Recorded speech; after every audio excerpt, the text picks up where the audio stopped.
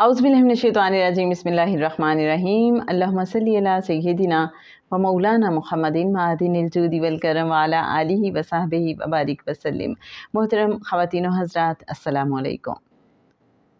इत्तिसालुन नबी सल्लल्लाहु अलैहि वसल्लम हमारा लाइव सेशन एवरी थर्सडे रात 9 बजे होता है।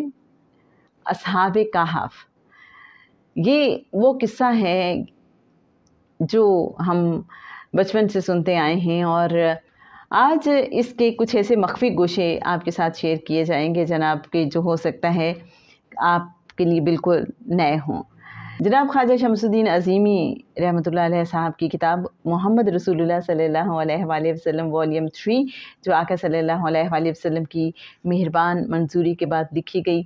आइए देखते हैं कि इसमें जनाब ख्वाजा शमसुद्दीन अज़ीमी साहब अस्हाब कहफ के हवाले से क्या फरमाते हैं। तारीफ़ अल्लाह के लिए जिसने अपने बंदे पर ये किताब नाजिल की और इसमें कोई टेढ़ ना रखी, ठीक ठीक सीधी बात कहने वाली किताब, ताकि वो लोगों को खुदा के सख्त अजाब से ख़बरदार करते और ईमान लाकर नेक अमल करने वालों को खुशखबरी देते कि उनके लिए अच्छा अजर है जिसमें वो हमेशा रहेंगे, और उन लोगों को डरा दे जो कहते हैं कि अल्लाह ने किसी को बेटा बनाया है। इस बात का ना उन्हें कोई इल्म है और ना उनके बाप दादा को था। बड़ी बात है जो उनके मुंह से निकलती है, वो महज झूठ बकते हैं।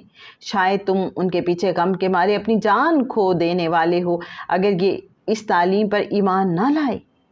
वाक़या ये है कि ये जो कुछ सरो सामान भी ज़मीन पर है, इसको हमने ज़मीन की जीनत बनाया है ताकि इन लोगों को आजमाएं इनमें कौन बेहतर अमल करने वाला है। आखिरकार इन सब को हम एक चटियल मैदान बना देने वाले हैं। क्या तुम समझते हो कि गार और कुत्ते वाले हमारी कोई बड़ी अजीब निशानियों में से थे? जब वो चंद नौजवान गार में पनाह गुज़ीन हुए और उन्होंने कहा कि ए परवरदिगार, हमको अपनी रहमत ख़ास से नवाज और हमारा मामला दुरुस्त कर दे, तो हमने उन्हें इसी गार में थपक कर साल हा साल के लिए गहरी नींद सुला दिया। फिर हमने उन्हें उठाया ताकि देखें उनके दो गिरोहों में से कौन अपनी मुद्दत क़याम का ठीक शुमार करता है। हम तुम्हें इनका असल किस्सा सुनाते हैं। वो चंद नौजवान थे जो अपने रब पर ईमान ले आए थे और हमने उनको हिदायत में तरक्की बख्शी थी। हमने उनके दिल उस वक्त मजबूत कर दिए जब वो उठे और उन्होंने ऐलान कर दिया कि हमारा रब तो बस वही है जो आसमानों और ज़मीन का रब है। हम उसे छोड़कर किसी दूसरे माबूद को ना पुकारेंगे। अगर हम ऐसा करें तो बिल्कुल बेजा बात करेंगे। फिर उन्होंने आपस में एक दूसरे से कहा, ये हमारी कौम तो रब्बे कायनात को छोड़कर दूसरे खुदा बना बैठी है। ये लोग उनके माबूद होने पर कोई वाज़ेह दलील क्यों नहीं लाते? आखिर उस शख्स से बड़ा जालिम और कौन हो सकता है जो अल्लाह पर झूठ बांधे? अब जबकि तुम उनसे और उनके बातिल माबूदों से बेताल्लुक हो चुके हो, तो चलो अब फलां गार में चल कर पनाह लें। तुम्हारा रब तुम पर अपनी रहमत का दामन वसी करेगा और तुम्हारे काम के लिए सरो सामान मुहैया कर देगा।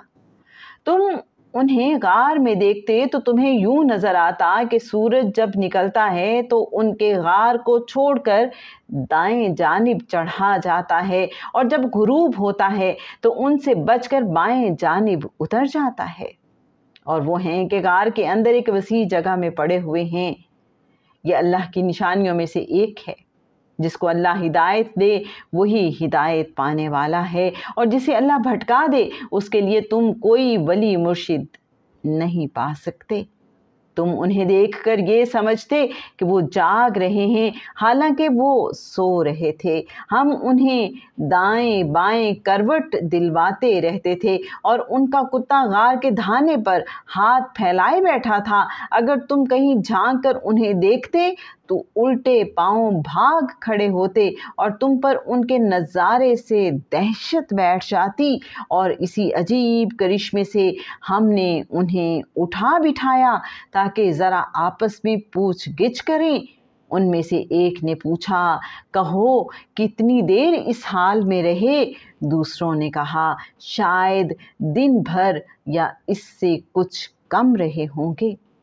پھر وہ بولے اللہ ہی بہتر جانتا ہے کہ ہمارا کتنا وقت اس حالت میں گزرا، چلو اب اپنے میں سے کسی کو چاندی کا سکہ دے کر شہر بھیجیں اور وہ دیکھے کہ سب سے اچھا کھانا کہاں ملتا ہے، وہاں سے وہ کچھ کھانے کے لیے لائے، اور چاہیے کہ ذرا ہوشیاری سے کام کرے، ایسا نہ ہو کہ وہ کسی کو ہمارے یہاں ہونے سے خبردار کر دے، اگر کہیں ان لوگوں کا ہاتھ ہم پر پڑ گیا تو بس سنسار ہی کر ڈالیں گے، یا پھر زبردستی ہمیں اپنی ملت میں واپس لے جائیں گے، اور ایسا ہوا تو ہم کبھی فلاح نہ پا سکیں گے۔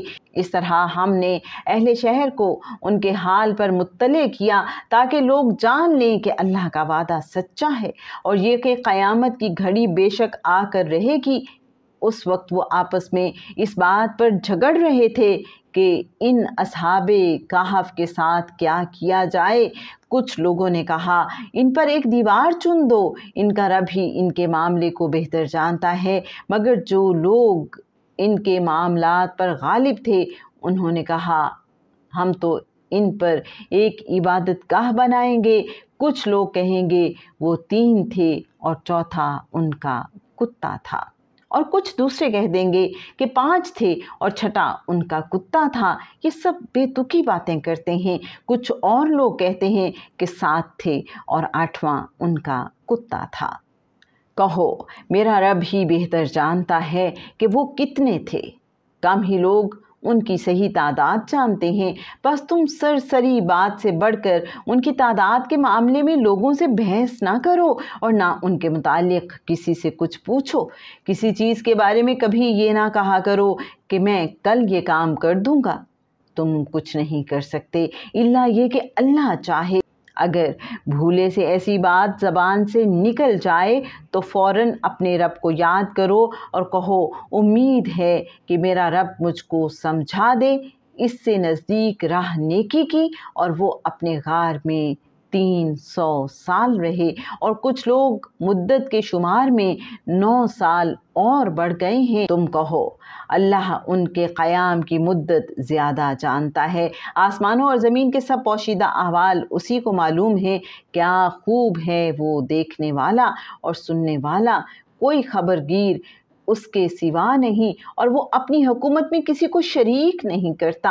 اے نبی صلی اللہ علیہ وآلہ وسلم، تمہارے رب کی کتاب میں سے جو کچھ تم پر وحی کیا گیا ہے اسے جوں کا توں سنا دو، کوئی اس کے فرمودات کو بدل دینے کا مجاز نہیں ہے، اس سے بچ کر بھاگنے کے لیے کوئی جائے پناہ نہیں ہے، اور اپنے دل کو ان لوگوں کی معیت پر مطمئن کرو جو اپنے رب کی رضا کے طلبگار بن کر صبح و شام اسے پکارتے ہیں، اور ان سے ہرگز نگاہ نہ پھیرو۔ کیا تم دنیا کی زینت پسند کرتے ہو؟ کسی ایسے شخص کی اطاعت نہ کرو جس کے دل کو ہم نے اپنی یاد سے غافل کر دیا ہے، اور جس نے اپنی خواہش نفس کی پیروی اختیار کر لی ہے۔ ریفرنس سورہ کہف آیات 1 تا 28۔ جناب، اصحاب کہف کے اس قصے کو انشاءاللہ ہم کنٹینیو کریں گے نیکسٹ ایپیسوڈ میں۔ آج کے لیے بس اتنا ہی۔ آئیے بہت محبت سے کریم آقا صلی اللہ علیہ وآلہ وسلم کی بارگاہ اقدس میں درود و سلام کا نذرانہ پیش کرتے ہیں۔ اللہم صلی علی سیدنا و مولانا محمد معدن الجود والکرم وعلی آلہ وصحبہ وبارک وسلم۔ السلام علیکم ورحمۃ اللہ وبرکاتہ۔